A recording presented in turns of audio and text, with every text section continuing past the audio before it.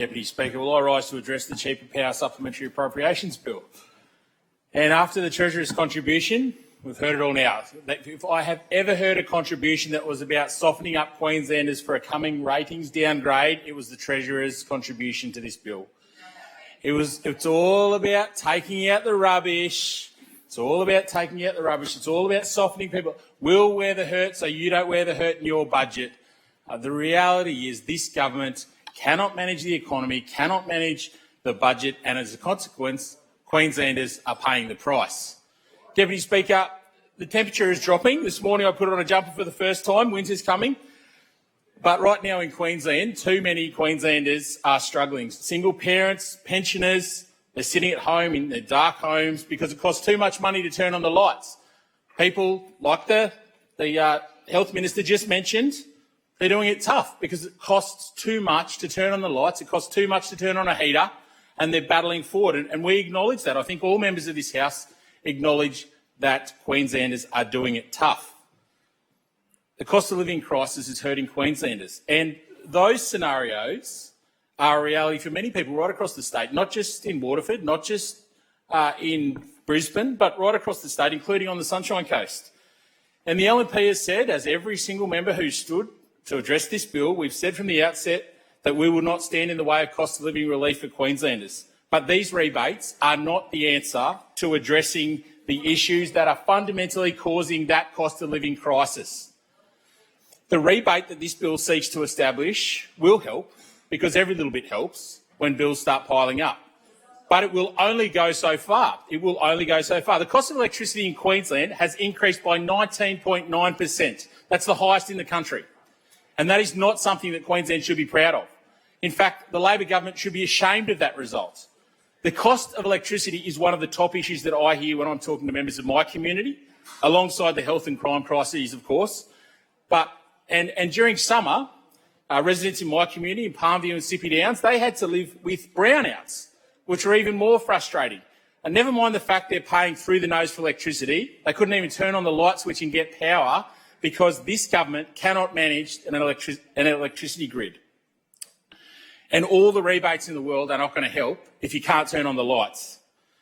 Labor have got Queenslanders into this mess, and Queenslanders need to be very clear that this crisis is of Labor's making. When Callide went offline nearly 3 years ago, Labor set Queenslanders on a path to higher electricity prices. Incredibly, the Labor government is taking the line that they have not yet seen the report as to what happened at Callide, as to why it's not up and running yet. 3 years on, and they still don't know what happened at a power plant that they own half of. And if that's the case, Deputy Speaker, then potentially Queensland and the state government have even bigger problems than we might expect on first glance. Despite the fact that the Labor state government don't know what happened at Callide, they now want to buy back the half share of Callide that they flogged off many years ago. And we've got no information with respect to how much that's going to cost. How much extra are Queenslanders going to have to pay to buy back the Callide power station, privatised by Labor? Privatised by Labor. And despite the hollow rhetoric that we often hear from those opposite, the reality is that it's only Labor that have sold assets in Queensland. In fact, Labor have sold billions of dollars in public assets. Queensland Motorways, Abbott Point, QR National, Port of Brisbane, Forestry Plantations, Brisbane Airport, Golden Casket, Sun Gas, Sun Retail, Allgas, all sold by Labor. And the Treasurer has the hide to come in here and accuse the LNP of having an agenda to sell off assets. It is complete and utter rubbish, Deputy Speaker, and Queenslanders deserve better from this current Labor state government than these pathetic games and scare campaigns. Every second of the day that Callide is not up and running costs Queenslanders money. Fixing Callide should be the priority in this cost of living crisis, Deputy Speaker. It will bring more supply into the electricity market and drive down power prices. That's not my view. That's the view of energy experts. The fact that it is still offline is a total failure by this government, and no amount of rebate will change that. And while those opposite are focused on band-aid solutions that will offer them a good news headline on the nightly news or in the paper the next day, the LNP, my colleagues and I, we're focused on real solutions. We've said we'll implement a maintenance guarantee on all of the state-owned power generators to prevent the Callide disaster from ever happening again. If our power plants are properly maintained, then we wouldn't be here needing to bail out Queenslanders because they can't afford to turn the lights on. Under the LNP, electricity will be more affordable for families, for pensioners and for small businesses because we will actually maintain our electricity assets, unlike the situation that exists under the current Labor state government. Deputy Speaker, while families are struggling to keep the lights on right across Queensland, let's also spare a thought for the small and family businesses who are barely keeping their heads above water. I was in Bundaberg last week, Deputy Speaker, and I can tell you, businesses, I know that the entire cabinet was in Bundaberg, blew in, blew out, flew in late, flew out early. Deputy Speaker, I was there for a little bit longer and I was meeting with some small businesses. I met with a local real estate agent.